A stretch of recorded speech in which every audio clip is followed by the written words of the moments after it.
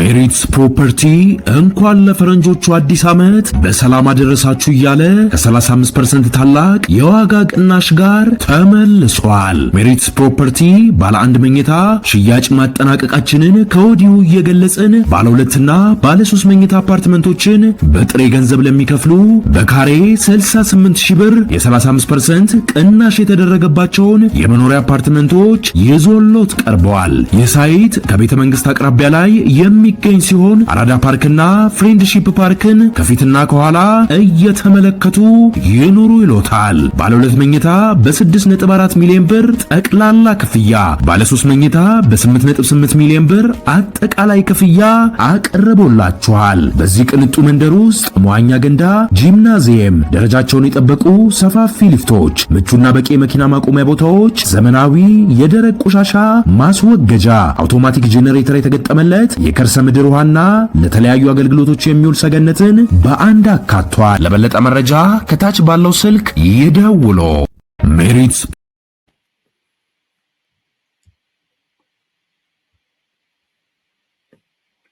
ፋኖ ርዕዮተ ዓለም የለውም።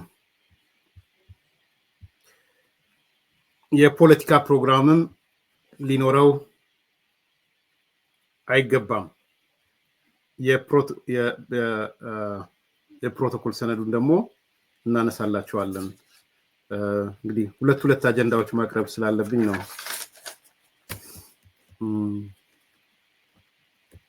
እንግዲህ ዛሬ አንዱ አጀንዳ የሆነው ከዚህ ከፋኖ ጋር ተያይዞ ያለው ነገር ነው እና አንዳንድ ፖለቲከኞች እየወጡ የተለያየ ነገር ይናገራሉ። ከተናገሩት ውስጥ አንደኛው ያው የተለመደው አቶ አንዳርጋቸው ጽጌ ነው። ትንሽ እናመጣዋለን። በማስከተል ዝርዝር መረጃውን ለማግኘት ሞክሬያለሁ። በአፋድ ውስጥ ምንድነው የተፈጠረው? እነ ካፒቴን ማስረሻ ሰጤ በድርድር ወደ ድርድር ሲመጡ ምን ታሳቢ አድርገው ነው የሚለውን ነገር ከፈረስ ዋፍ በሚባል መልኩ መረጃዎችን አግኝቻለሁ፣ ከዚህ በፊት እንዳለው ማለት ነው። ስለዚህ እሱንም አቀርብላችኋለሁ። ምናልባት በቅርብ ቀናት ከአንዳንዶቹ ጋር ዝርዝር ቃለ መጠይቅ እንድናረግ ቃል ገብተውልናል። በዚህ አጋጣሚ በጣም ነው የማመሰግነው። እንኳንም በነፃነት ላይ ሆናችሁ ማውራት ጀመራችሁ ማለት ፈልጋለሁ። ንጹህ አየር እንኳን መተንፈስ ጀመራችሁ ማለት ፈልጋለሁ። ለነሱም ለአንዳንዶቹም ማለት መናገር ስላለብኝ ነው። እኔ ድብቅብቅ ማድረግ ብዙ ማልወድምና ደስ ብሎኛል ብያቸዋለሁ። እንኳን እንተረፋችሁ በህይወት የያዛችኋቸውን ጥያቄዎች ደግሞ 1 2 3 ብላችሁ እያስፈጽማችሁ አሳዩ። ከጎናችሁም ነኝ ብያቸዋለሁ። አዲስ ኮምፓስ ከጎናቸው ነው የሚቆመው። የአማራ ህዝብ ጥያቄ ብለው ለያዙት ጥያቄ እንዲፈታ እንዲመለስ ከነ ማስረሻ ጎን ነው የምንቆመው። ጎን ነው፣ ፊት ነው፣ ኋላ ነው፣ እሱ ሌላ ጉዳይ ነው ማለት ነው። ማንም ምንም ሊል ይችላል። ዳሮን ኬር ነው። በነገራችን ላይ ብልጽግና ቢሉ ምን ቢሉ የዛ ማህበረሰብን ችግር 1 2 3 ብለው እንዳስቀመጡት የሚፈታ እንዲፈታ አብረናቸው እንቆማለን። እንኳንም ህይወታቸው ተረፈ፣ እንኳንም ቤተሰቦቻቸውን አገኙ፣ እንኳንም ንጹህ አየር ተነፈሱ። ቃል በቃል ያልኳቸውም ይሄንን ነው። ስለዚህ ለማግኘት ሞክሬያለሁ፣ አግኝቻቸዋለሁ። አንዳንዶቹን ለመጀመሪያ ጊዜ ነው ያገኘኋቸው፣ አንዳንዶቹን ደግሞ ከ3 ዓመት በኋላ ነው ያገኘኋቸው እና ዝርዝር መግለጫችሁን ሰምቻለሁ። በመግለጫችሁ የሰሟቸው ነገሮች ደስ ብለውኛል። እነሱ እንዲፈጸሙላችሁ አብረን እንሰራለን። ያ ህዝብ መተንፈስ አለበት። ያ ህዝብ የሰላም አየር ማግኘት አለበት። እንደሚያጣጥሉታል አንዳንዶች ሊያጣጥሉ ለምን የምታጣጥሉት ከሆነ ለምን ተሯሩጣችሁ መጣችሁ? በዚህ በኩል አንዳርጋቸው፣ በዚህ በኩል የሆነ ሰው፣ በዚህ በኩል ምናምን ምን አሯሯጣችሁ? የማይረባ ከሆነ በዚህ በኩል እስክንድር የሌለው ሰው የሶስት አራት እስክንድር ምን አሯሯጠህ? በዚህ በኩል ሚልኬሳ አሁን ሚልኬሳ ስለ እንደው የምር ስለ ሚልኬሳ ማውራት አቁም ያለው በዚህ አጋጣሚ ብዙም እንትን ምሰጠው ስላልሆነ ዝነኛው ሚልኬሳ ብዙም እንትን አይደለም። አሁን ሚልኬሳ ስለ ማስረሻ የሚያወራ ሰው ነው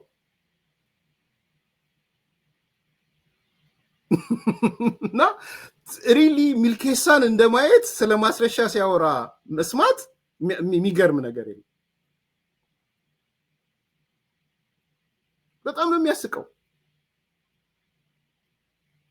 ስንቶቻችሁ እንደምታቋላቅ ሚልኬሳ እኮ ሚልኬሳና ቡድኑ መሰረታዊ ከዚህ መንግስት ጋር የተለያዩት ከብልጽግና ጋር የተለያዩት በምንድን ነው? ምን እስቲ ጠይቋቸው። ምንድን ነው የተለያዩት? በዛ ዙሪያ ያለው ኃይል ምንድነው? መሰረታዊ ልዩነቱ ምንድነው የተፈጠረው?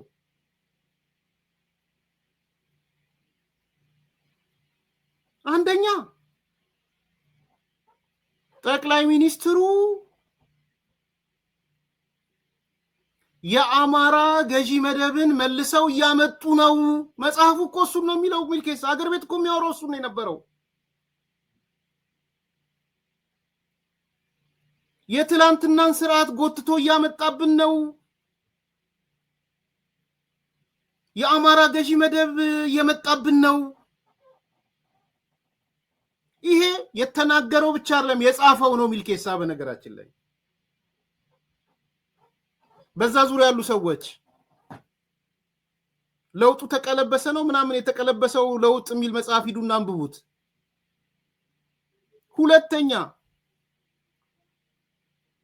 4 ኪሎ ብትሄዱ የሙት መንፈስ ነው የሚመራው።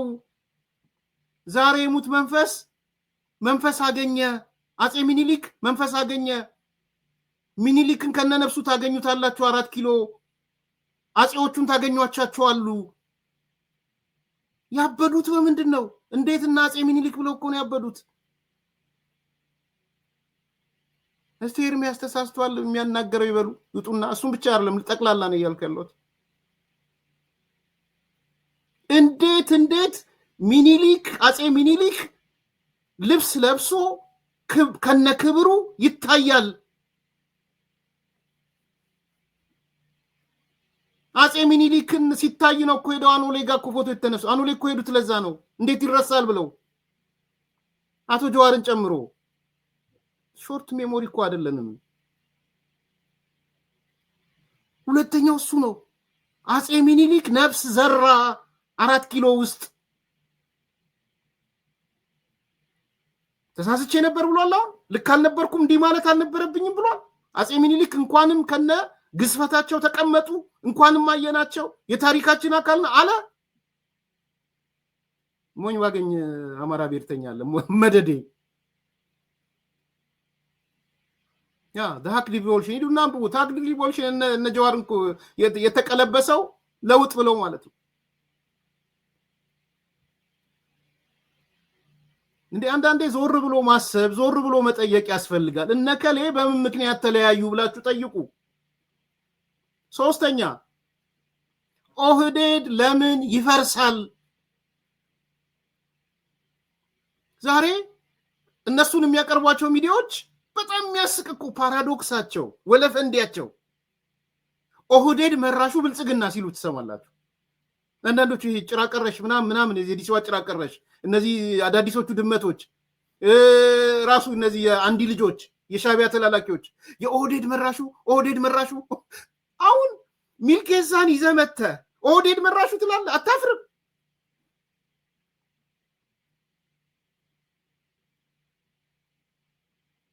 ሚልኬሳ እኮ ጥሎ የወጣው እሱና ኢቭን ዶክተር ለማ መገርሳ ለምን ኦህዴድ ይፈርሳል? ኦህዴድ ፈረሰብን ብለው እኮ ነው ጥለው የወጡት። አንተስ ኦህዴድ መራሹ እያልክ ታቀርበዋለህ ሚልኬሳን። እሱም ይሰማል። ኦህዴድ መራሹ ሲል ይሰማል። ለምን ፈረሰብኝ እኮ ነው እያለ ነበር። እንዴት እንደተምታታባቸው እኮ በቃ ፖለቲክሱ እንዴት አይነት ድብልቅልቅልቅ ብሎ ቆም ብሎ ማሰብ እንዴ! እነዚህ ሰዎች በምንድን ነው የተለዩት? በምንድን ነው ከኛ ጋርስ አንድ የሚሆኑት ብሎ የሚጠይቅ የለም። ተገልብጠህ አሁን እቺ ጭራቀረሽ በየቀኑ ነው መጣ ኦህዴድ መራሹ ይዛ የምትመጣው ግን ኦህዴድ ለምን ፈረሰ የሚሉትን ሰዎች አዲሱ ድመትም የአንዲ ልጆችም ረፈሩ ኦህዴድ ማለት የኦሮሞ ብሔርተኝነት ለምን ፈረሰ ነው። እናቶ ገዱስ ዘሴም ለምን ብአዴን ፈረሰ ነው። የአማራ ብሔርተኝነት ለምን ፈረሰ ነው። መዋቅራዊ አቅሙን ይዞ ለምን አልቀጠለም ነው። እነዚህን ፒላር ምሰሶ የሆኑ ጥያቄዎች ትተህ አሁን ሚልኬሳን የመሰለ ሰው ስለ ካፒቴን ማስረሻት ሊናገር ማለት ጠይቁት። በውጡና የነሱ አይነት ሰዎችን ኦህዴድ በመፍረሱ ደስተኛ ናቸው ወይ ብላችሁ ጠይቋቸው። የወጣ ነው ከፓርቲው ኦህዴድ በመፍረሱ ነው ብለው ይነግሯቸዋል። አንዳንዴ ምን አይነት የፖለቲካ ድህነት እንዳለ ምን አይነት አሮጋንሲ እንዳለ ሳስበው ነው የሚገርመኝ። የሆነ ሆኖ እነ ካፒቴን ማስረሻ ሲሪየስ ጥያቄ ጠይቀው ነው የወጡት። በመሰረታዊ ጉዳዮች ላይ ተለያይተው ነው የወጡት።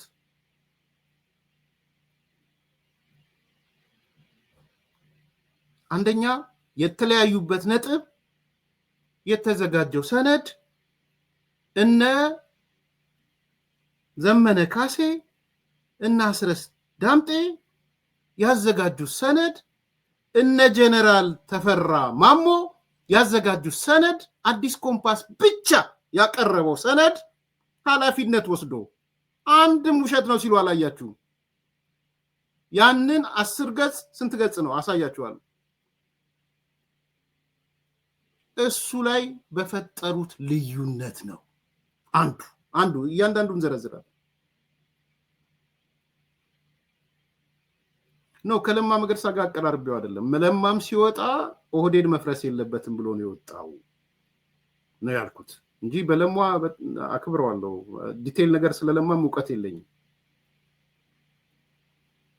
ግን ያ ቲም አንዱ ምክንያቱ ኦህዴድ ለምን ፈረሰ ነው፣ ኢንክሉዲንግ ዶክተር ለማ መገርሳ ማለት ነው። በዛ እንድትይዙ ትፈልጋለሁ። ወደ ነጥቤ ልመለስ። እና አስረስ ዳምጤ እነ ዘመነ ካሴ ያዘጋጁት ሰነድ አንዱ አፋድ ሲያራምደው ከነበረው ሐሳብ ዘኦፖዚት ስለሆነ ነው።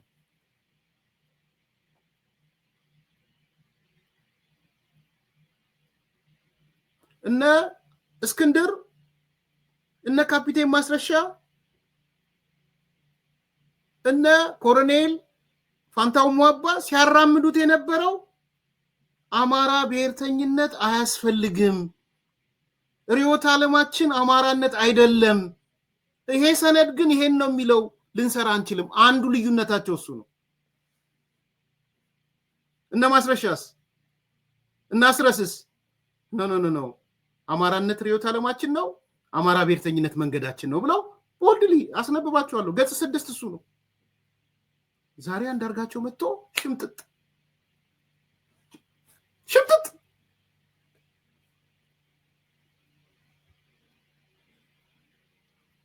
ወይስ የተለየ ሀሳብ ነው ያለው? አንደኛ በእኔ አመለካከት ፋኖ ርዕዮተ ዓለም ሊኖረው አይችልም። ምክንያቱም ርዕዮተ ዓለም ስትይ አማርኛው ራሱ የእንግሊዝኛ ትርጉም ነው። ወርልድ አውትሉክ የሚለው አይዲዮሎጂ የሚለው ቃላት ነው። ኢንፋክት በደንብ ከተመለከትሽው ወርልድ አውትሉክ የሚለው ቀጥተኛ ትርጉም ነው። ወርልድ አውትሉክ አይዲዮሎጂ ማለት ነው። ልዩነት ውስጥ የለውም ያለው እና የዛ አይነት ኖት ኦንሊ ዝም ብሎ አማራ ክፍል አካባቢ የምትደረግ አንደኛ በእኔ አመለካከት ፋኖ ርዕዮተ ዓለም ሊኖረው አይችልም። ምክንያቱም ርዕዮተ ዓለም ስትይ አማርኛው ራሱ የእንግሊዝኛ ትርጉም ነው። ወርልድ አውትሉክ የሚለው አይዲዮሎጂ የሚለው ቃላት ነው። ኢንፋክት በደንብ ከተመለከትሽው ወርልድ አውትሉክ የሚለው ቀጥተኛ ትርጉም ነው። ወርልድ አውትሉክ አይዲዮሎጂ ማለት ነው። ልዩነት ውስጥ የለውም ያለው እና የዛ አይነት ኖት ኦንሊ ዝም ብሎ አማራ ክፍል አካባቢ የምትደረግን ትግል ብቻ አይደለም፣ ከዛ በጣም የሰፋ ዓለምን ጭምር የምታይበትን የዓለም ታሪክ የሚፈስበት አቅጣጫ ይሄ ነው። ኢኮኖሚ የሚያድግበት መስመር ይሄ ነው። ፖለቲካው የሚሄድበት መንገድ ይሄ ነው። የሰው ልጅ ከተወሰነ ጊዜ በኋላ እንደዚህ አይነት ነገሮች ይሆናል የሚል ነገር የሰበሰበ ነገር ነው ርዕዮተ ዓለም። ያንን ርዕዮተ ዓለም ይዞ ይሄ የአማራ ህዝብ ርዕዮተ ዓለም ነው ሊል ይችላል። አሁን ባለበት ሁኔታ በዚህ ደረጃ የቀመረው ርዕዮተ ዓለም የለውም።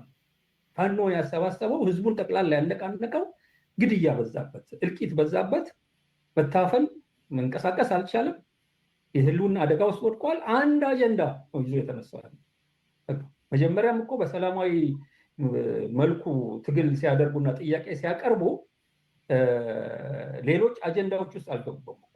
ለምን የአማራ ክልል የኢኮኖሚ ፖሊሲ ማህበራዊ ፍትህ መሆን አለበት የሚል አይነት ጥያቄ፣ የእኩልነት ጥያቄ በዚህ መንገድ መስተናገድ ይችላል፣ የተለያዩ ቡድኖች መብቶች እንደዚህ መሆን አለባቸው፣ ከሌሎች ህዝቦች እና ከሌሎች አገሮች ጋራ የሚኖርን ግንኙነት መሆን አለበት የሚል የኢኮኖሚ፣ የፖለቲካ፣ የማህበራዊ ነገር ዘርዝሮ አይደለም የመጣለው። በቃ አትግደሉን ነው። ይህንን ካላቆማቸው ግድያ ለማስቆም እንሄዳለን። ግድያውን የማታቆሙበት ሁኔታ ከመጣ እናንተን ደምስሰን ግድያችንን እናቆማለን። በቃ ይሄው ነው። በቃ ያሰባሰበው የአማራን ህዝብ ጠቅላላ። አሁን ይሄንን በማኒፌስቶ መልኩ ማስቀመጥ ይቻላል። አሁን ትልቅ ጥፋት የጠፋው አንዳንድ ቦታ ላይ ስመለከት ማኒፌስቶ ከህልውና ትግሉ ጋር ተያያዥነት የሌላቸው ነገሮች ውስጥ የሚገባበትን ቦታ የፈጠሩ ኃይሎች አሉ። የፖለቲካ ፕሮግራም አይደለም ማኒፌስቶ። ሁለት ነገሮች እዚህ ጋር እየሰማችሁ፣ አንደኛ አቶ አንዳርጋቸው የትላንትና ነው በነገራችን ላይ ፋኖ ርዕዮተ ዓለም የለውም ማለት ፋኖ ብሔርተኝነትን አያራምድም ነው ያ። ሁለተኛ የፖለቲካ ፕሮግራም ሊኖረው አይገባም ነው ያለ። ሁለተኛው ቁም ነገር ደግሞ እሱ ነው አሁን እያብራራ ያለው ማለት ዘሶኮልድ ህልውና የምትባል ስላለች ህልውና በሚለው ውስጥ ይታጠሩ እንጂ የፖለቲካ ፕሮግራም ምናምን ሊኖራቸው አይገባም ነው ያለ። ማኒፌስቶ አንዳንዱ አንድ ገጽ ብቻ ሆኖ የሚወጣ ማኒፌስቶ አለ። ትልልቅ ቁም ነገሮች ያሉበት ማኒፌስቶዎች፣ አንዳንዱ ትንሽ ገጽ ሰፋ ብሎ ሲሆንም ደግሞ ዝርዝር የሆነ ፕሮግራም አይደለም የሚገባው። አጠቃላይ የሆኑ ነገሮች ሲበዙበት የሚዘረዝርበት ነው ነገር። ዞሮ ዞሮ የአማራ ማኒፌስቶ ከህልውናው ጋር የተነሳ የአማራ ህልውና አደጋ ከመቼ ጀመረ፣ በምን መልኩ የተጠናከረ መጣ፣ ይሄን ለማስቀም ምን አይነት እንቅስቃሴዎች ተደረጉ፣ የእነዚህ እንቅስቃሴዎች ምን አመጡ፣ ወደፊት ይህንን ነገር ለማስቆም ምን ለማድረግ ተዘጋጅተናል የሚል እና ያንን ሊያግዙ የሚችሉ ታክቲኮቻችን እነዚህ ናቸው የሚሉ ነገሮች። ለምሳሌ ትብብርን ነካርጉ ማለት ይችላል። ዝርዝር ውስጥ መግባት የለበትም። ትብብርን በተመለከተ ኢትዮጵያ የብዝሃ ምናምን አገር ስለሆነች በዛ ሀገር ውስጥ ከሚኖሩ ህዝቦች ጋር አማራ በኩልነት የሚኖርበትን ሁኔታ ለመፍጠርና ተባብሮ ለመኖር ምናምን እንፈልጋለን። ዝርዝር ውስጥ ገብተሽ የአንዳንዱን ማህበረሰብ የተነተንሽ ይሄኛው የአማራ ወዳጅ የአማራ ጠላት የሚል ትንታኔ ውስጥም አትገቢም ያለው እዛ ላይ አሰራር። ሶስተኛው ቁም ነገር ይሄ ነው። ባይዘው በጣም በጣም በጣም መሰሪ ነገር ነው አንዳርጋቸው የተናገረው። ጠላት ወዳጅ የሚባል ስሌትም መስራት የለባቸውም።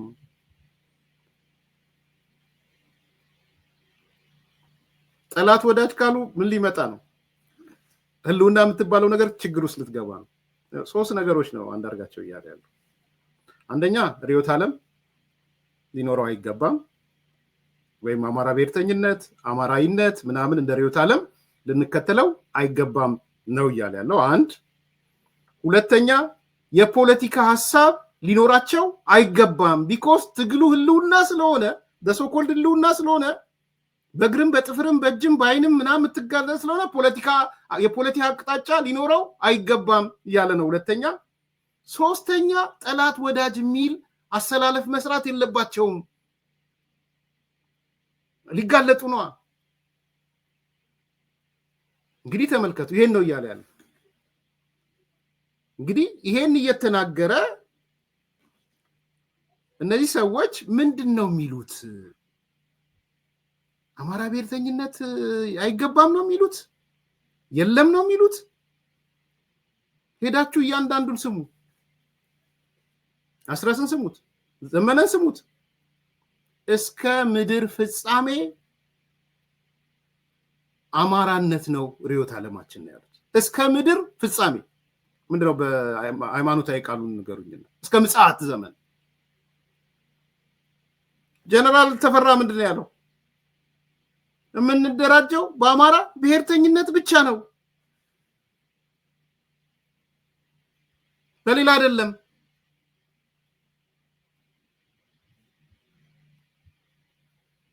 የብልጽግናው አገዛዝ በአማራ ክልል 12 እዞችን አሰልፎ እየተዋጋ እንደሚገኝ ብርጋዴር ጄኔራል ተፈራ ማሞ አስታወቁ።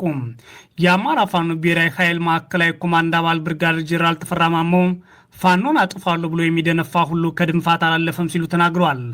ጄኔራል ተፈራ ከትግራይ ኃይሎች ያፈነገጠና የስምረት ኃይል ሲሉ የጠሩት ታጣቂ ከብልጽግና ጦር ጎን ተሰልፎ ከፋኖ ጋር መዋጋቱን አስታውቀዋል። የአፋባ ማዕከላዊ ኮማንድ አባል ብርጋዴር ጄኔራል ተፈራ ማሞ በትላንትናው ዕለት ጥቅምት 30 2018 ዓ.ም የአማራ ፋኖ ብሔራዊ ኃይል ደቡብ አማራ ቀጠና ሳምነው እዝ ስር የሚገኘው ከሰምኮር በተመሰረተበት መርሃ ግብር ላይ ነው ፋኖን ለማጥፋት የደነፋው ሁሉ ከድንፋት አላለፈም ሲሉ የተናገሩት። ከአዲስ አበባ ቅርብ ርቀት በሚገኘው የሰሜን ሸዋ ዞን ቡልጋ ቀጠና ሆነው የፋኖ ኮር አደራጀት ምስረታን የታደሙት ጄኔራል ተፈራ ማሞ የማደራጃ መርክና መሰባሰቢያ አማራነታችን ነው፣ ምክንያቱም እየተጠቃን ያለነው በአማራነታችን ነው፣ እየተጠቃ ያለው የአማራ ባህል ነው፣ አማራ በገዛ ሀገሩ እንዳይኖር እየተደረገ ነው። ስለዚህ ነው በአማራ ብሔርተኝነት መደራጀት ያስፈልገን። መደራጀት ምን ያህል ኃይል እንደሚሰጠን ይኸው በ2 ዓመታት በሚገባ አይተነዋል ሲሉ ተናግረዋል። መደራጀት አለብን። ስንደራጅ ደግሞ መሰባሰቢያችን አማራ ነው። ምክንያቱም እየተጠቃን ያለነው በአማራነታችን ነው። እየተጠቃ ያለው የአማራ ባህል የአማራ ወግ በገዛ ሀገሩ እንዳይኖር እየተደረገ ነው። ስለዚህ መደራጀት አለብን። መሰባሰቢያችን ደግሞ የአማራ ብሔርተኝነት ነው። ከዛ ውጭ የሚደረግ ትግል የአማራን ችግር አልፈታውም። ስለዚህ የተበደለው ሕዝብ ራሱ በራሱ ተደራጅቶ መታገል መቻል አለበት የሚል እንቅስቃሴ ተጀመረ። በ2 ዓመት መደራጀት ምን ያህል ኃይል መሆኑ አየነው። ልጆቹ ተሰለፉ፣ ዋጋ ከፈሉ። በባርነት ከምንኖር ዋጋ ከፍለን በነፃነት ነው። ስለዚህ ነው በአማራ ብሔርተኝነት መደራጀት ያስፈልገን። መደራጀት ምን ያህል ኃይል እንደሚሰጠን ይኸው በ2 ዓመታት በሚገባ አይተነዋል ሲሉ ተናግረዋል። መደራጀት አለብን። ስንደራጅ ደግሞ መሰባሰቢያችን አማራ ነው። ምክንያቱም እየተጠቃን ያለነው በአማራነታችን ነው። እየተጠቃ ያለው የአማራ ባህል የአማራ ወግ በገዛ ሀገሩ እንዳይኖር እየተደረገ ነው። ስለዚህ መደራጀት አለብን። መሰባሰቢያችን ደግሞ የአማራ ብሔርተኝነት ነው። ከዛ ውጭ የሚደረግ ትግል የአማራን ችግር አልፈታውም። ስለዚህ የተበደለው ሕዝብ ራሱ በራሱ ተደራጅቶ መታገል መቻል አለበት። እንዴት እንደሚደባደቡ አያቸዋቸው። ይሄ የጀነራል ተፈራ ንግግርና መንገድ ነው። እነ ካፒቴን ማስረሻን አንዱ ምክንያት ገና ነው። ሌላው ለሶስት ዘረዝርላቸዋለሁ። እኔ በዝርዝር አውርቻቸዋለሁ። ግልጽ ላድርግላ። ማስረሻንም አግኝቼዋለሁ፣ እንትናንም አግኝቼዋለሁ። ሁለቱንም አግኝቻቸዋለሁ። ይመጣሉ፣ ስለሚመጡ ነው የምናገር። አንዱ መሰረታዊ ልዩነታቸው ይሄ ነው። ምንድን ነው የምንሆነው? ምን ማለት ነው አማራ ብሔርተኝነት ማለት? ወያኔነት እንድንሆን ነው ወይ የተፈለገው? ኦነግነት እንድንሆን ነው ወይ የተፈለገው? ጫካ የገባ ነው ወያኔነት ልንሆን ነው ወይ? ጫካ የገባ ነው ኦነግነት ልንሆን ነው ወይ? ነገ ከነገ ወዲያ ደግሞ ያድግና ተገንጣይነት ይሆናል ማለት ነው። ስለዚህ ይሄ ትክክል አይደለም፣ ትክክል አይደለም። ይሄን ያለያየን አንዱ መሰረታዊ ልዩነት ይሄ ነው። መድረክ ላይ ተቀምጠው ካፒቴን ማስረሻ የዚህ ጽሁፍ ኮሚቴ አባል ነው። በነገራችን ላይ መጣለታቸዋል። ይሄን ጽሁፍ አሳይቻቸዋል። እንደሚታወቀው ያው ይሄን ጽሁፍ አሳይቻቸዋል። የዚህ ጽሁፍ ውስጥ ኮሚቴ ነበረ፣ ነግራችኋለሁ። በኋላ ከዚህ በፊትም አንስቼላችኋለሁ። አንዳቸውም ይሄ መጣጥፍ 10 ገጽ ያለው ስህተት ነው ያለ የለም። እዚህ ጋር ተጨቃጨቁ። አንዱ ጭቅጭቅ የተጀመረው በሱ ነው። 12 ገጽ አካባቢ። በዚህ ጭቅጭቅ ላይ ማስረሻ ጥያቄ ያነሳ። የኮሚቴው አባል ተወክሎ ስለሄደ 10 ገጽ ነው። ሶሪ ከአዲስ ኮምፓስ ውጪ ማንም አልነበረውም። እኔ ነኝ ለሚዲያዎችም የጠየቃችሁኝ ልኬላችኋል። አንድም ወጥተው ስህተት ነው አላሉም። ኤርሚያስ ያመጣው ዶክመንት የፌክ ዶክመንት ነው አላሉም። ይሄን የተነጋገሩበት ዶክመንት ይሄ ዶክመንት ላይ ገጽ 6 መንገዳችን አማራ ብሔርተኝነት መዳረሻችንና ርዕዮታችን አማራነት ይላል። እንዴ ምንድነው ይሄ? ለዚህ ነው ወይ ጫካ የወጣ ነው?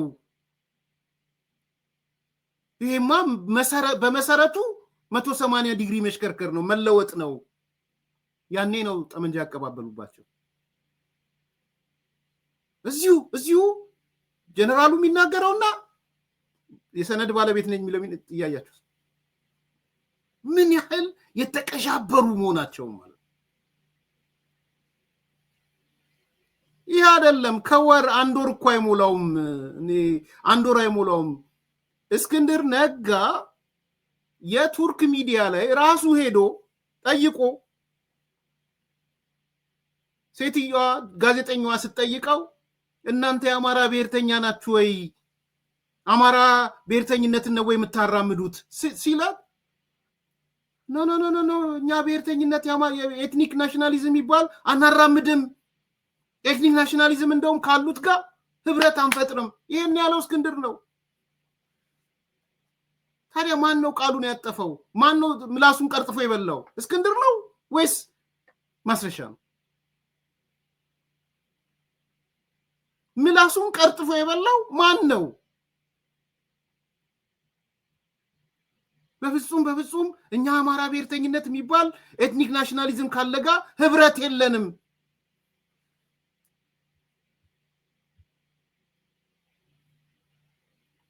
Okay, but then the term ethno-nationalism is constantly used to describe your movement.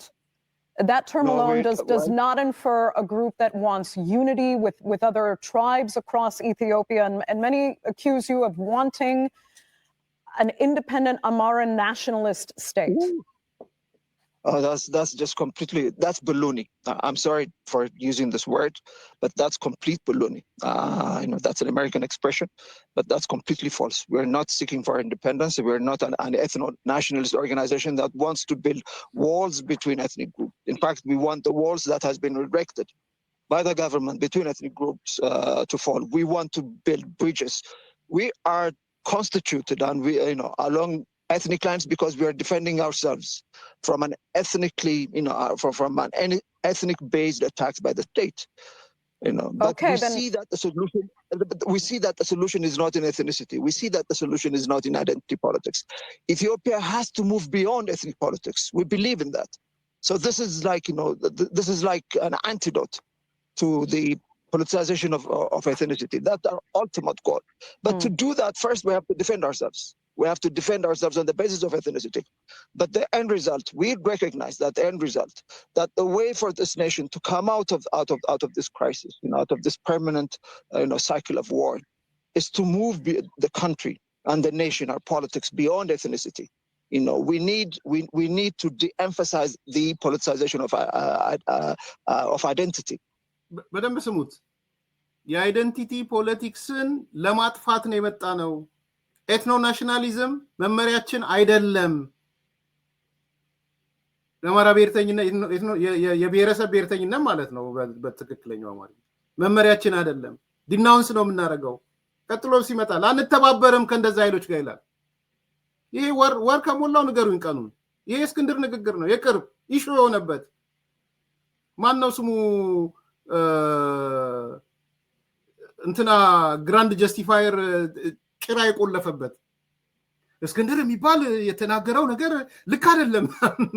እንግዲህ ቡጥ ነው ምናምን የሚባለው ተጀምሯል። እንደምታዩት ግራንድ ጀስቲፋየር እና አቶ ልደቱ ያው ድብድብ ጀምረዋልና እኔ በመሃል ላለመግባት ነው አስተያየት ሰሰጡ ማይቻለውና በመሃል ትንሽ ልቆይ ግድ የላችሁም። በመሃል አልገባም። በመሃል ስትገቡ ሌላ ስለሆነ የናፖሊዮን ቲዮሪን ውሰዱልኝ ወይም የሳንዙን ቲዮሪ እዚህ ጋር አምጡልኝ። ስለዚህ በጽሁፍ ደረጃ ጽሁፉን ብቻ ጽፌያለሁ። አቶ ልደቱ በጣም ሳት ጎርሶ ሳት ለብሶ ይልቃል እኔ ላይ ዘመቻ ከጀመረ አሜሪካ ከመጣ ይሄው 2 ዓመት ሙሉ ዘመቻ ዘምቶብኛል፣ ይሰድበኛል፣ ያንጓጥጠኛል፣ አሽሙር ይናገረኛል። አንዲት ቃል አለች እዚህ እንዳልጠቀም ስለታገድኩኝ እሱን ይለኛል። በፍላጎት ነው የታገድኩት። በዚህ አጋጣሚ ስጠይቁት አይቻለው ቴድሮስ አስፋው ጋርና በፍላጎት ነው። እሱን ይለኛል፣ ውሸታም ነው ይለኛል። የሐሳብ የሌለው ምንም ማይተገበር ነገር ይዞ እየመጣ ኢትዮጵያ መግባት የማይችል ሰው ህዝባዊ ቢተኝነት እያለ 45 ቀን እየሰጠ ምናምን ብሎ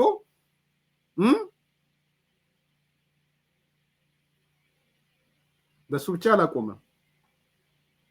እኔ እኮ አለ ልደቱ እኔ እኮ ስለ ኢንጂነር ይልቃል በአጭር ጊዜ ከተናገረው 16 እና 17 እርስ በራሱ የሚደባደብ ቃል ላመጣ እችላለሁ። እኔ 30 አመጣለሁ። በነገራችን ግን ችግር የሆነው ምንድነው?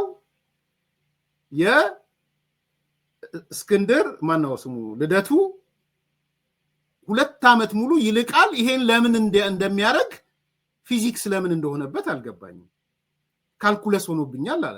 ለምን ካልኩለስ እንደሆነበት እውነት ለመናገር ያውም ልደቱን የሚያክል ምጡቅ ፖለቲከኛ እንዴት 2 ዓመት ሙሉ ይልቃል ዘመቻ እንደከፈተበት ማወቅ እንዴት ተሳነው? ማለት ምክንያቱ ኮዙን እኮ እኔ ራሱ ልደቱ እየተናገረ 5 ፖይንቶችን ደርድሬያለሁ። በነገራችን እየሰማሁት ላይቭ ላይ 5 ነጥቦች ግራንድ ጀስቲፋየር ማነው ሶሪ ኢንጂነር ይልቃል ልደቱ ላይ ላለፉት 2 ዓመታት ለምን ዘመተ ብዬ 5 ነጥቦች ወዲያው ዶት አድርጌ ይዣለሁ።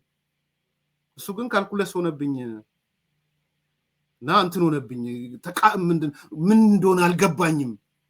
አሜሪካ ከመጣ ጀምሮ ነበር ዘመቻ የጀመረው ይላል። እኔ በጣም አቃቸዋለሁ።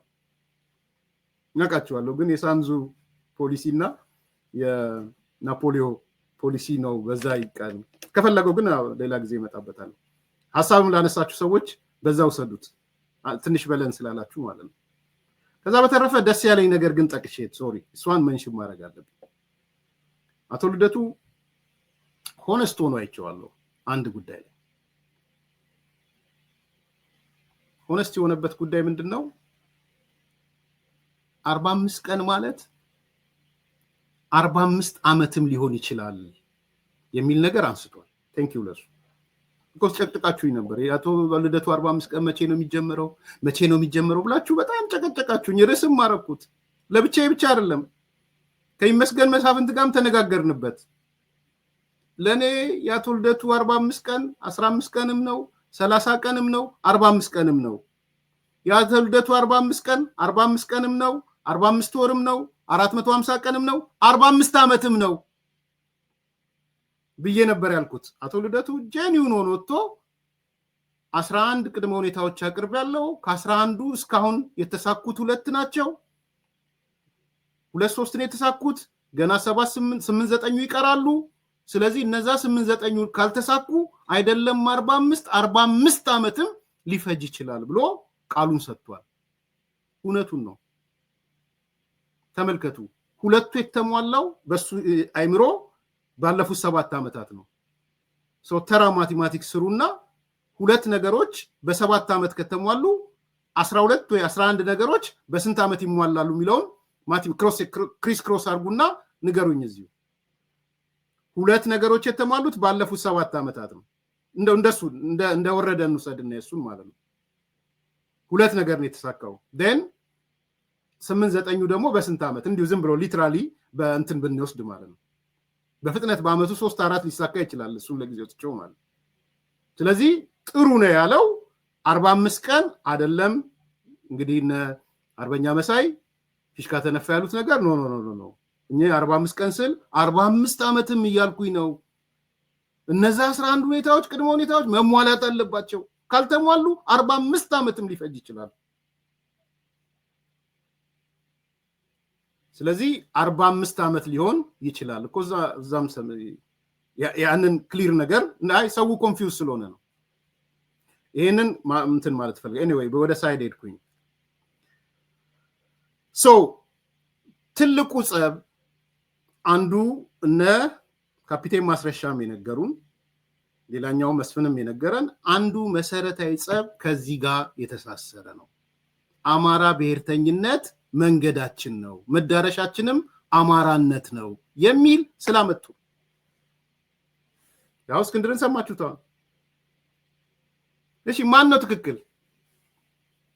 እስክንድር ያወራው ነው ትክክል? ማን የካደው? ማን ነው በአቋሙ የቆመው?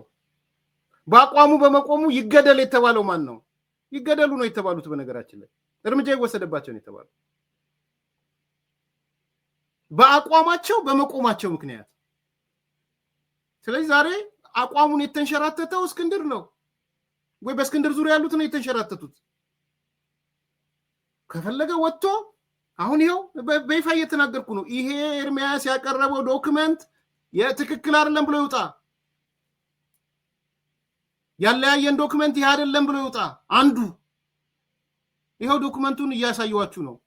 10ሩንም ገጽ 6 ስለ ብሔርተኝነት ነው የሚያወራው። የአማራ ብሔርተኝነት እና አማራነት ነው አይዲዮሎጂያችን ይላል። ስለዚህ ማን ነው የቀጠፈው?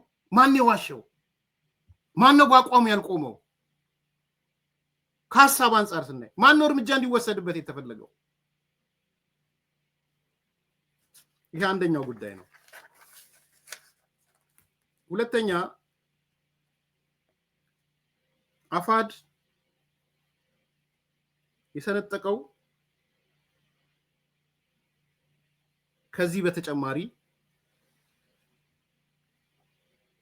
እነ እስክንድር ከነዘመነ ጋር ተነጋግረው ኮሚቴ ያቋቁማሉ። አሁን ስለ ዶክመንቱ ሁለተኛ ነጥብ ልነግራችሁ ነው። ቅድም ያልኳችሁ ህወሓትነትን አንቀበልም፣ ኦነጋዊነትን አንቀበልም ምናምን ብለው ነው። ምናልባት ከዛ በፊት ልንገራችሁ ስለ እንትኑም ስለሆነ ዘርዘር አድርጌ ላንሳላችሁ። ከእንትኑ ልጀምር፣ ከዳውንት ስምምነት ልጀምርላችሁ። በደንብ ስሙና ይሄ ምናልባት በማስረጃና መረጃ ያለው ከዚህ በላይ ብዙ ሌላ ቀን አልሄድበትም። ሐሳብ ላይ ነው የማተኩረው። አሁን መረጃውን ላንሳላችሁ። ምንድነው ነው? ስለ ዳውንቱ ትንሽ ልንገራችሁ። ትክክል አይደለም ካሉ ዳዘር ቨርሽን ካለው እስክንድር ወጥቶ እንዲናገር ማለት ነው። ዳውንት ላይ የዛሬ ዓመት ዳውንት የሚባለው አካባቢ ላይ እስክንድርና የአፋድ ስራ አስፈጻሚ አንድ ነገር ይወስናሉ። የሚወስኑት ምንድነው? አፍሪካ ህብረትን ለማናገር ማለት ነው። በደንብ አዳምጡ። ከዛ አፍሪካ ህብረትን ያገኛሉ። አፍሪካ ህብረትን ሲያገኙ አፍሪካ ህብረት ኢሚዲየትሊ ይሰበሰብና ወደ ፌደራል መንግስት ይሄዳል። ፋኖ የሚባሉ አፋሃድ የሚል ስያሜ ያላቸው እናግኛችሁ እያሉ ነው። የአንድ ሀገር የውስጥ ጉዳይ ጣልቃ ለመግባት ሰተት ብለን አንችልም። የኢትዮጵያ መንግስት ፍቃደኛ ናችሁ ወይ? እኛ በጠቀሱን ቦታ አፋሃድን ለማግኘት እንድንሄድ ፍቃደኛ ናችሁ? ቢኮዝ አፍሪካ ህብረት በጣም ተጠንቀ። አፍሪካ ህብረት ማለት በአገሮች የውስጥ ጉዳይ ላይ ጣልቃ አይገባም ካልተፈቀደለት። ይሄን ይዘው ይሄዳሉ። የት? ፌደራል መንግስት ጋር። ማን? አፍሪካ ህብረት። ከዛ ፌደራል መንግስት ከአማራ ክልልም ጋር ይነጋገርና በጣም ጥሩ እንገናኝ ካሏችሁ ተገናኙ፣ አዳምጧቸው የሚሉትን የፌደራል መንግስት መልስ ነው። ይሄ እንግዲህ ከአመት በፊት የሆነውን ነው የምነግራችሁ። ዘን ይሁንታ አገኘ ማለት ነው አፍሪካ ህብረት በኢትዮጵያ ጉዳይ በውስጥ ጉዳይ ለመግባት ከፌደራል መንግስት ፍቃድ አገኘ፣ ከክልሉ መንግስት ፍቃድ አገኘ። ከዛ የአፍሪካ ህብረት ቴክኒክ ኮሚቴ ያቋቁማል። ራሱ የአፍሪካ ህብረት ራሱ ማለት ነው በከፍተኛ አመራሮቹ የሚመራ ቴክኒክ ኮሚቴ ያቋቁማል፣ ዋጋ ሰጥቶ ማለት ነው። ከዛ ቴክኒክ ኮሚቴ አቋቁመናል ብሎ ይልካል። ለማን? ለአፍሪካ ለነስክንድር ለአፋዶች እና እኛም ቴክኒክ ኮሚቴ አቋቁመን እንጠብቃችኋለን። የት? ዳውንት። ስሙን ዳውንቱ ነው ምናምን ብቻ ዳውንት። የአፍሪካ ህብረት ቴክኒክ ኮሚቴ የት ይሄዳሉ? ዳውንት ይሄዳሉ። በማን ፍቃድ? በፌደራል መንግስቱ ፍቃድ፣ በፌደራል መንግስቱ ይሁንታ እውቅና። እነ እስክንድር ደግሞ 4 አባላት ያሉት ቴክኒክ ኮሚቴ ያቋቁማሉ። 4 አባላት ያሉት አንደኛው ካፒቴን ማስረሻ ነው ሰብሳቢ፣ የቴክኒክ ኮሚቴው ሰብሳቢ። ሁለተኛው ጌታ አስራደ ነው የጎንደር አባል። ሶስተኛው መስፍን ነው የደህንነትና የብሔራዊ ደህንነት ኃላፊያቸው አባል። አራተኛው ምንተስኖት ነው አባል፣ የሸዋ ተወካይ ነው። ስለዚህ እነ እስክንድርም ቴክኒክ ኮሚቴ አቋቁሞ ጠበቁ።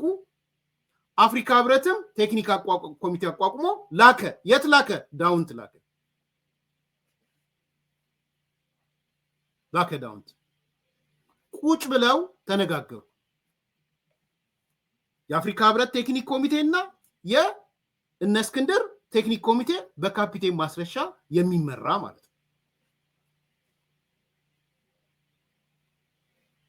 ከዛ 3-4 ውሳኔዎችን ወሰኑ። ማናማን? የአፍሪካ ህብረት ቴክኒክ ኮሚቴ እና የእነ እስክንድር ቴክኒክ ኮሚቴ ማለት ነው።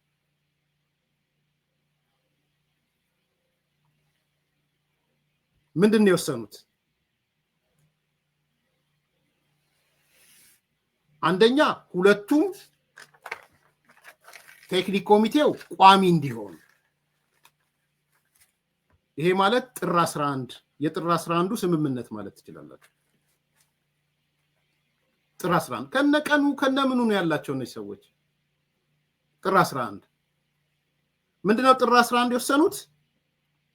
የአፍሪካ ህብረትም ራሱን የቴክኒክ ኮሚቴ በቃ እንዳይለዋውጥ ማለት የሰዎች መለዋወጥ ሊኖር ይችላል፣ ግን ሂስቶሪካሊ ነገሮችን እያወቀ የሚሄድ ሲሪየስሊ እንዲይዙት ማለት ነው። አሴ ኮሚቴ ይስማማሉ። አፋሃድም እነ እስክንድርም ቋሚ ኮሚቴውን ቴክኒክ ኮሚቴ ሆኖ እንዲቀጥል ይስማማሉ። 2 በደንብ ያዙ። ይሄ ሶስተኛ የተነጋገሩት ዛሬ እስክንድር የሚክደው አፍሪካ ህብረት ሄዶ ለፌደራል መንግስት ነግሮ ፌደራል መንግስትም ክልሉን ጨምሮ ቴክኒክ ኮሚቴ እንዲያቋቁም። ይህ ኃላፊነት ለማን ተሰጠው? ለአፍሪካ ህብረት። ስለዚህ አፍሪካ ህብረት ይሄዱና ከነስክንድር ጋር ተነጋግረናል፣ ቴክኒክ ኮሚቴ አቋቁመዋል። እናንተም ቴክኒክ ኮሚቴ አቋቁሙ፣ ከፌደራል መንግስትና ከክልል የተውጣጡ ቴክኒክ ኮሚቴ አቋቁሙ። ፌደራል መንግስቱም ክልሉ ፈቃደኛ ይሆናል። ፌደራል መንግስቱ ቴክኒክ ኮሚቴ ያቋቁማል።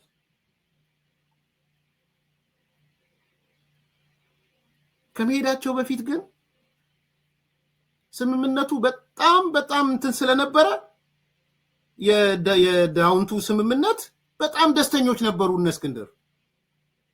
ለአፍሪካ ህብረት ቴክኒክ ኮሚቴዎች ኩታና ጋቢ ያልብሰዋቸዋል። ታውቃላችሁ? እንዲህ ነው ሰላም ማምጣት፣ እንዲህ ነው የሰላም መንገድ፣ የአፍሪካን ችግር በአፍሪካ መፍታት ብለው ኩታ አልብሰዋቸዋል፣ ጋቢ አልብሰዋቸው፣ ጋቢ ሸልመዋቸዋል። እስከዛ ድረስ ነው እንግዲህ እስከ ጋቢ መሸለም እንግዲህ የሰላም አውራጅ ስትሆን ነው መሰል አንዳንድ ካልቸሮች ይኖራሉ። የሰላም ሰዎች ናችሁ ብለው ጋቢ እስከ መሸለም ሄደዋል፣ ኩታ እስከ መሸለም ሄደዋል።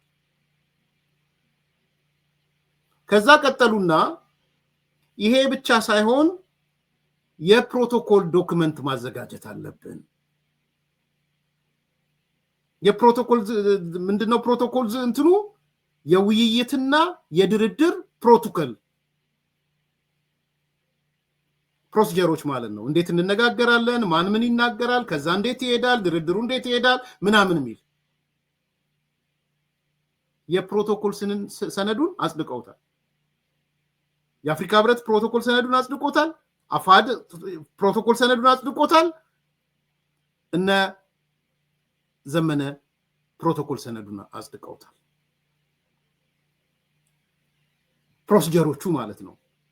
ውይይቱ፣ ንግግሩ፣ ድርድሩ የሚካሄድበት ፕሮቶኮል ማለት ነው።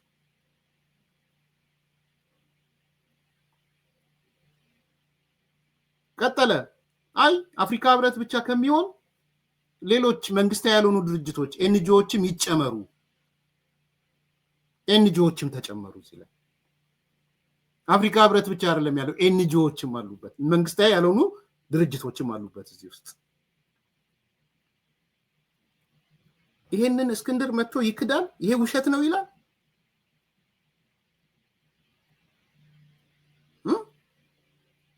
ይሄ ሁሉ ነገር ምንድነው? እሺ ምንድነው ይሄ?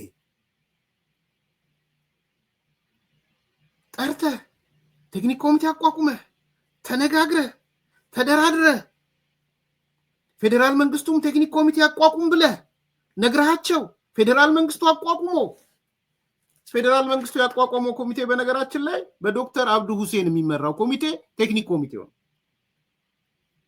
ዶክተር አብዱ ሁሴን ብቻ ሳይሆን ምክትል ፕሬዝዳንቱ ማለት ነው። ከሱ ስር 2 ጀነራሎች አሉ ከፌደራሉ ደግሞ ሁለት ጀነራሎች ታክለውበት ዶክተር አብዱ ሁሴን ተጨምሮበት ፌደራል መንግስቱ ቴክኒክ ኮሚቴ አቋቋመ። ይሄንን የት ነው የሚያስገባው?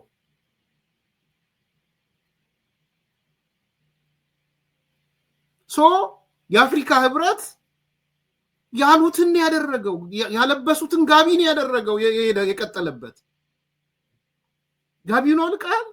ፌደራል መንግስት አደራጅቷል ኮሚቴ። ድርድር እኮ እንዲህ ነው። ፊት ለፊት መጀመሪያ እኮ አትገናኝም። አንተ ትነጋገራለህ፣ አደራዳሪ ይመጣል፣ አንተን ያናግራል፣ ይሄዳል፣ ሌላኛውን ወገን ተጻራሪን ወገን ያናግራል፣ ይመጣል። ከዛ አብስሎ መጨረሻ ላይ ያገናኛቸዋል። የነ እንትና እኮ የሆነው እንደዛ ነው።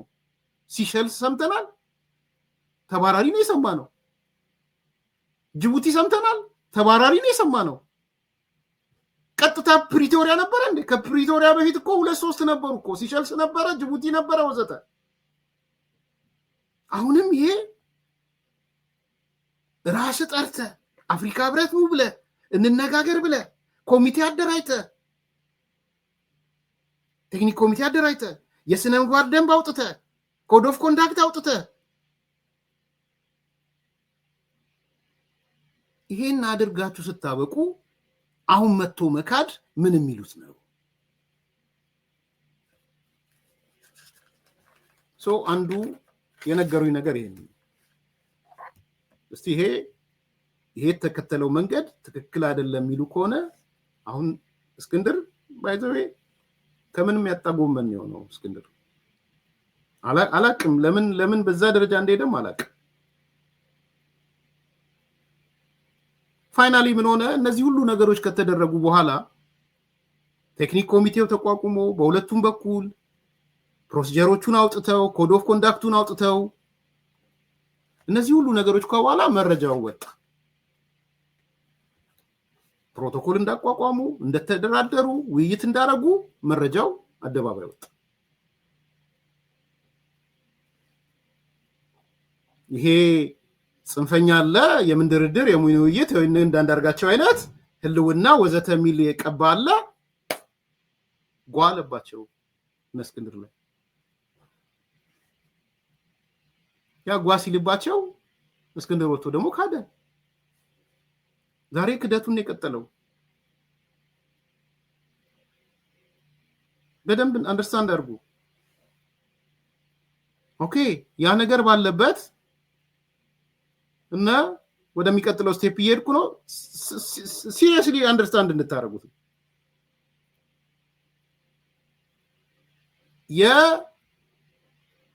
የነዘመነ እነ አስረስ ተደነጋግጠው ከማጋ ኮንታክት ያደርጋሉ ከህዋት ጋር ከሻቢያ ጋር ኢሚዲየትሊ ስቴፖቹ እንዲገባችሁ ነው ኢሚዲየት ተሯሩጠው ቲፒኤልኤፍን ያገኛሉ ሻቢያን ያገኛሉ ሰው ይልካሉ ወደ ቲፒኤልኤፍ ነዘመነ ማለት የምሬ ወዳጆን ጨምሮ ማለት ነው ሲልኩ ቲፒኤልኤፎቹ ወደ አንድ መምጣት አለባችሁ እነ እስክንድር ቲፒኤልኤፍ ጠላት ነው ብሎ ዶክመንት አውጥተዋል ይሄ ነገር እነሱ ባሉበት አብረን ልንሰራ አንችልም እነሱን ማጥፋት አለባችሁ ብሎ ይስማማሉ የት ከቲፒኤልኤፍ ጋር ይስማማሉ እነማንን ለማጥፋት እነ እስክንድር ቢኮዝ እነ እስክንድር በዶክመንታቸው ላይ በማኒፌስቶቸው ላይ ህወሓት ጠላት የአማራ ህዝብ ጠላት ነው ብለው ዲፋይን አድርገዋል then እነ ዘመነ እና አስረስ ከህወሓት ጋር ይስማማሉ አጥፏቸው በሚል ከዛ ምን ጀመሩ ሁላችሁ የምታውቁትን ነው የምነግራችሁ የአንድነት ዘመቻ የሚል ጀመሩ ዘመቻ አንድነትን ታስታውሳላችሁ እኔ ያኔ ምን እንደነገርኳችሁ ዘመቻ አንድነት ማለት እነ እስክንድርን ማጥፋት ነው አፋድን ማጥፋት ነው ብያችሁ ነበር ኤግዛክትሊ መረጃ ስለዚህ ዘመቻ አንድነት ታርጌት ያደረገው ቲፒኤልኤፍ ጠላት ነው የትግራይ ህዝብ የአማራ ህዝብ ያሉትን ሰዎች ነው ታርጌት ያደረገው ማስረሻም በልዩ ሁኔታ ሌሎቹንም ጨምሮ ኢቭን የጎንደሮቹ ልጆችንም ጨምሮ ማለት ነው ዘመቻ አንድነት ብለው ከፈቱ እርስ በራስ መገዳደል ጀመሩ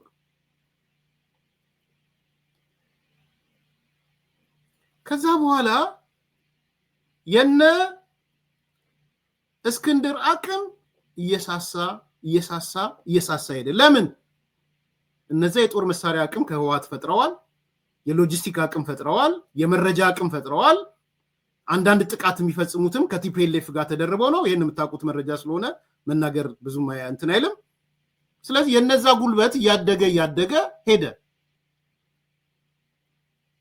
ቢያንስ ከሁለቱ አንፃር ማለት ነው ከአፋድና አፋብሃ አንፃር አፋብሃ ጌታ አገኘ ሎሌ ሆነ የአማራ ኮዝ የአማራ ጥያቄ ምናምን የሚለውን እርግፍ አድርጎተው የቲፒኤልኤፍ ሎሌ ሆነ ከዛ በኋላ የቲፒኤልኤፍ ተላላኪ ሆነ ከዛ በኋላ ጁኒየር ፓርትነርም አይደለም የሆነው ባይዘው እንደሚነግሩት ተላላኪ ፒውርሊ ተላላኪ ነው የሆነው አርሚዎቹ እየመጡ የጦር መሳሪያ እየመጣ ምን እየመጣ ያጠቃቸው ጀመር ታርጌት እያደረጉ ሰዎች መግደል ጀመሩ ከዛ በኋላ በተለይ ወልቃይት ምናምን ብረሳሽ ትርሳሽ ራያ ምናምን ሚሉትን እየፈለጉ መግደል ጀመሩ ጉልበት እያገኙ ጡንቻ እያገኙ ሄዱ። ሻዕቢያ ገባበት እና አንዳርጋቸው ገቡበት፣ የአንዲ ልጆች ገቡበት፣ የአማራ ብሔርተኛው ገባበት።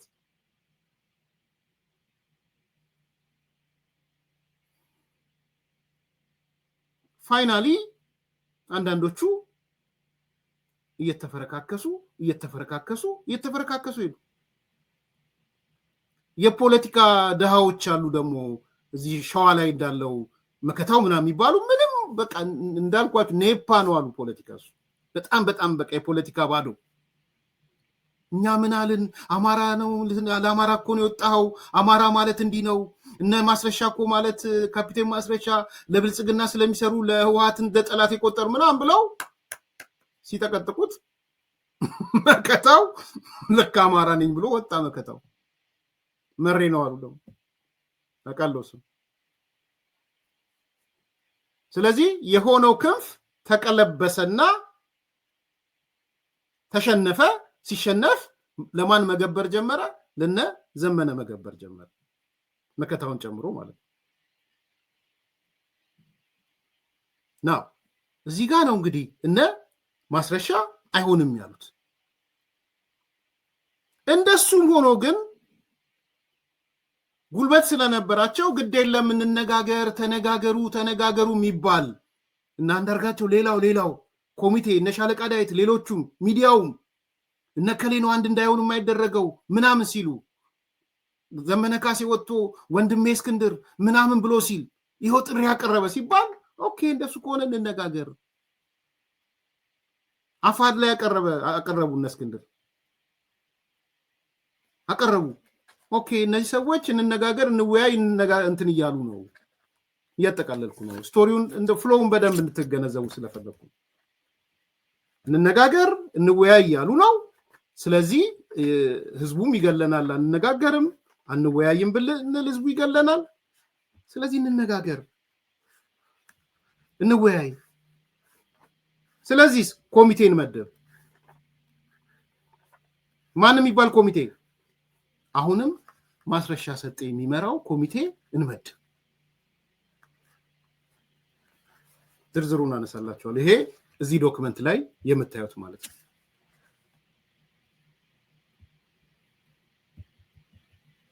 እዚህ ላይ የምታነቡት ማንበብ ትችላላችሁ።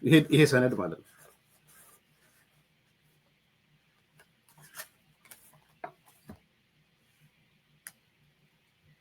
ይሄ ሰነድ ተዘጋጀ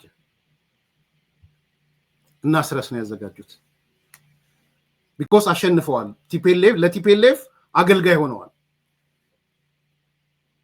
የጠላት ዶክመንት ነው የሚሉኝ። እንደው የጠላት ዶክመንት ላይ ፈርሙ አሉኝ፣ አንፈርምም ማለት ነው ያሉት። ይሄ ዶክመንት የጠላት ዶክመንት ነው ብሎ ነው የሚያምኑት እነ ካፒቴን ማስረሻ። ነው አይደለም? ተነጋገሩ። የሆነ ዶክመንቱን ይፋ አድርጌያለሁ።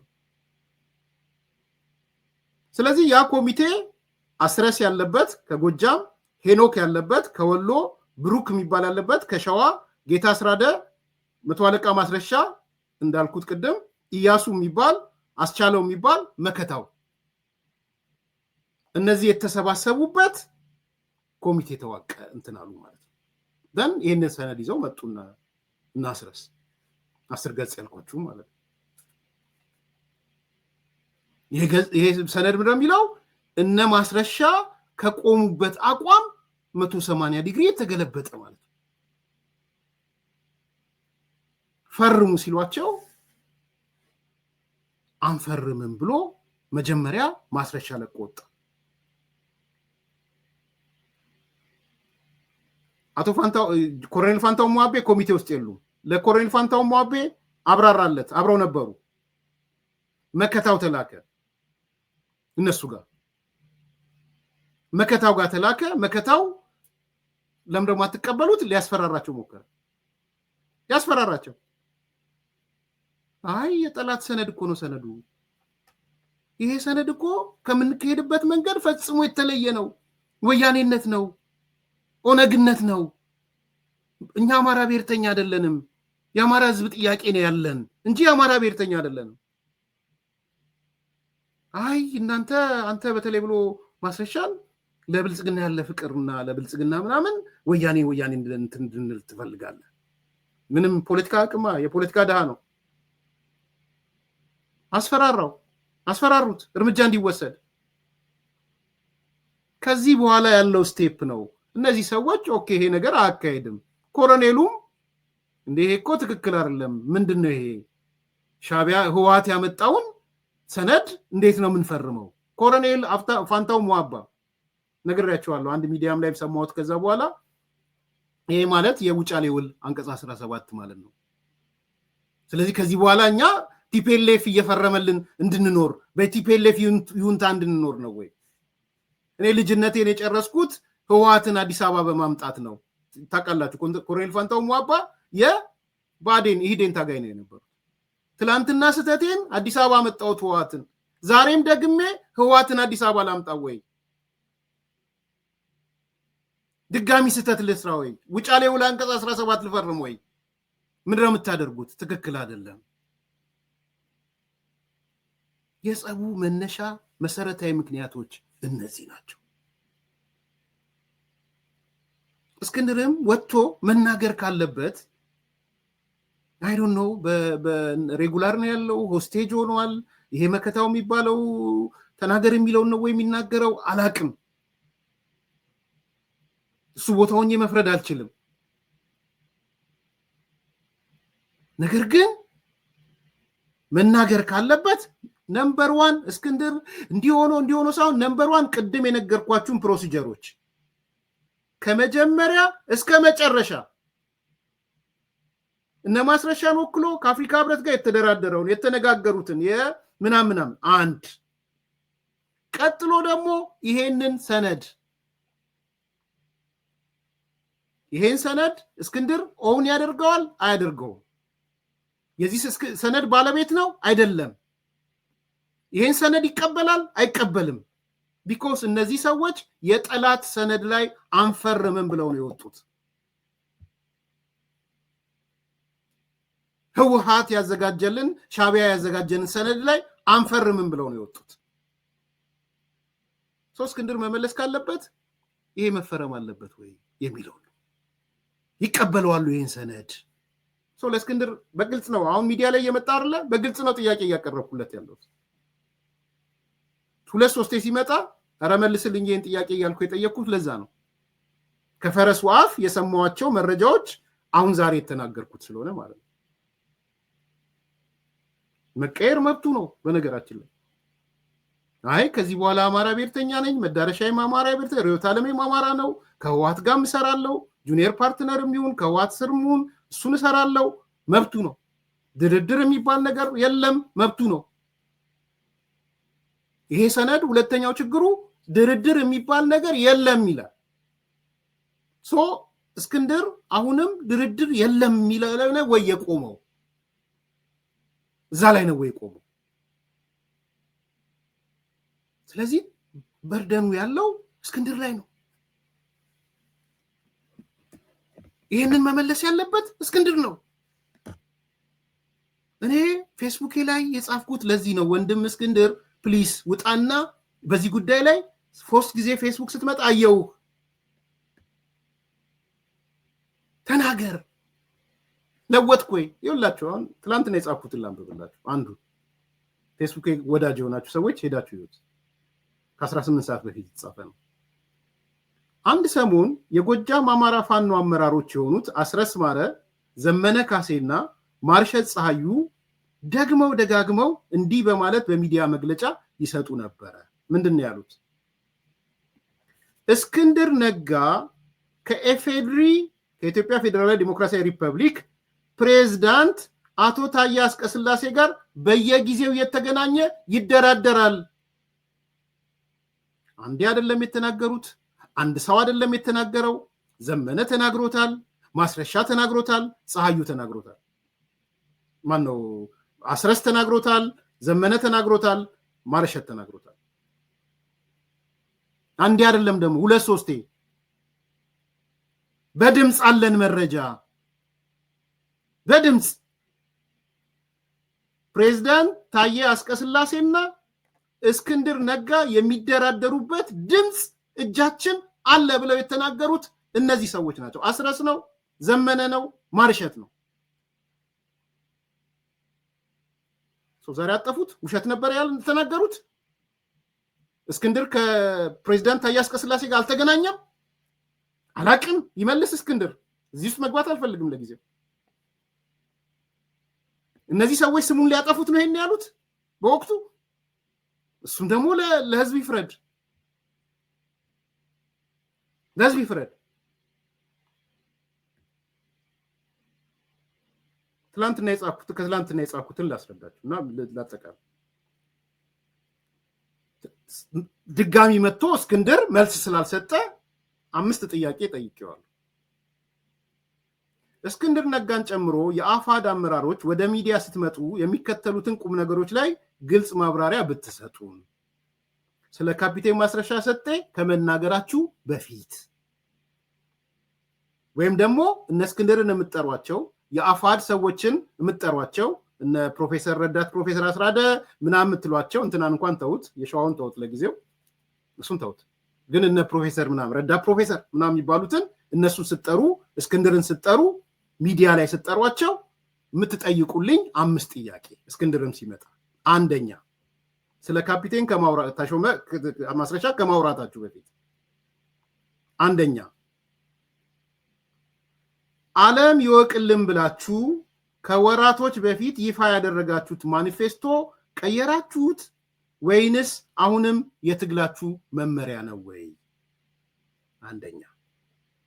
ሁለተኛ የአማራ ብሔርተኝነት መንገዳችሁ፣ አማራነት ደግሞ የዛሬም የነገም የከነገ ወዲያም ርዕዮተ ዓለማችሁ ነው ወይ? መነሻችሁም አማራ መድረሻችሁም አማራ ሆነ ወይ? ወይስ በማኒፌስቶአችሁ ላይ ያለው እንዳለ ነው? ባይዘወኔ ቢሉ መብታቸው ነው፣ ቢሉ መብታቸው ነው። በነገራችን ላይ መብታቸውን እየተጋፋው አይደለም፣ ግን አትዋሹ ነው፣ አታስመስሉ ነው። ከኢትዮጵያ ላይ ውረዱ ነው እያልኳል። ከኢትዮጵያና ኢትዮጵያዊነት ላይ ከጫንቃ ላይ ውረዱ። እንደነ አስረስ ውረዱ፣ እንደነ ጀነራል ተፈራ ውረዱ። ኢትዮጵያም አትፈልጋችሁም፣ ኢትዮጵያዊነትም አይፈልጋችሁም። በዚህ ሳቤ ከኢትዮጵያዊነትና ከኢትዮጵያ ጫንቃ ላይ ውረዱ ነው ጥያቄያችን። በነገራችን ላይ ግልጽ እንድትሆኑ አታስመስሉ። በቃ እናንተ ማለት ወያኔነት ኦነግነት ነው መመሪያችሁ። ምንም አትለዩም። እኛ እንለያለን ልትል አትችልም። ስለዚህ የደስታ መግለጫ ነው። በዚህ ሀገር የደስታ ጥያቄ ነው። ተገላገልን ነው። ጋዜጠኛ ቤተልሔም ልክ ነበረች ማለት ነው። ጭምብላችሁን አውልቁ ያለችው እውነቷን ነበረ ማለት ነው። ሰው ጭምብላችሁን አውልቁ ነው እያልን ያለ ነው። ሁለተኛው ነጥብ እሱ ነው። ሶስተኛ በማኒፌስታችሁ ነው በንግግራችሁ ላይ አማራ ጠላት የፈረጃቱት ህወሓት ላይ አቋማችሁን ለወጣችሁ አልለወጣችሁም? ህወሓት ወዳጃችሁ ነው? እስክንድርን ነው የጠየቅኩት፣ አፋድን ነው የጠየቅኩት። አራተኛ የግብጽ መንግስትን በታሪካዊ የኢትዮጵያ ጠላትነት የፈረጃችሁትን በተመለከተ አቋም ለውጥ አረጋችሁ ወይስ እንደቀጠላችሁ ነው? ግብጽን ጨምሮ። አምስተኛ እስክንድር ነጋ ሰሞኑን በቱርክ ሚዲያ ቀርበህ የገለጽካቸውን አቋሞች ቀየርካቸው ወይንስ በአቋም ጸንተሃል ወይ? ስድስተኛ እስክንድር ነጋም ሆነ አፋድ ስለ ድርድር ያላችሁ አቋም ቀየራችሁ ወይስ ባለበት ነው የቀጠለው?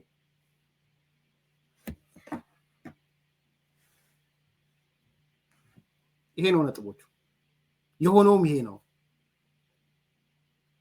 ስለዚህ በዚህ ጉዳይ ላይ ክላሪቲ መፍጠር ስላለብኝ ነው እኔ ይቅርታ ጊዜያችሁን ወስጄ ፕሮሲጀሮቹን 1 2 3 4 ብዬ ያነሳሁት። ጥያቄ አስተያየት ካላችሁ መላክ ትችላላችሁ። ላይክ አድርጉ፣ ሰብስክራይብ አድርጉ፣ ሼር አድርጉ። መልካም ቀን። ሜሪትስ ፕሮፐርቲ እንኳን ለፈረንጆቹ አዲስ ዓመት በሰላም አደረሳችሁ እያለ ከ35% ታላቅ የዋጋ ቅናሽ ጋር ተመልሷል። ሜሪትስ ፕሮፐርቲ ባለ 1 መኝታ ሽያጭ ማጠናቀቃችንን ከወዲሁ እየገለጽን ባለ 2 እና ባለ 3 መኝታ አፓርትመንቶችን በጥሬ ገንዘብ ለሚከፍሉ በካሬ 68,000 ብር የ35% ቅናሽ የተደረገባቸውን የመኖሪያ አፓርትመንቶች ይዞሎት ቀርበዋል። ይህ ሳይት ከቤተ መንግስት አቅራቢያ ላይ የሚገኝ ሲሆን አራዳ ፓርክና ፍሬንድሺፕ ፓርክን ከፊትና ከኋላ እየተመለከቱ ይኑሩ ይሎታል። ባለ 2 መኝታ በ6.4 ሚሊዮን ብር ጠቅላላ ክፍያ፣ ባለ 3 መኝታ በ8.8 ሚሊዮን ብር አጠቃላይ ክፍያ አቀርቦላችኋል። በዚህ ቅንጡ መንደር ውስጥ መዋኛ ገንዳ፣ ጂምናዚየም፣ ደረጃቸውን የጠበቁ ሰፋፊ ሊፍቶች፣ ምቹና በቂ መኪና ማቆሚያ ቦታዎች፣ ዘመናዊ የደረቅ ቆሻሻ ማስወገጃ፣ አውቶማቲክ ጄኔሬተር የተገጠመለት የከርሰ ምድር ውሃና ለተለያዩ አገልግሎቶች የሚውል ሰገነትን በአንድ አካቷል። ለበለጠ መረጃ ከታች ባለው ስልክ ይደውሉ። ሜሪትስ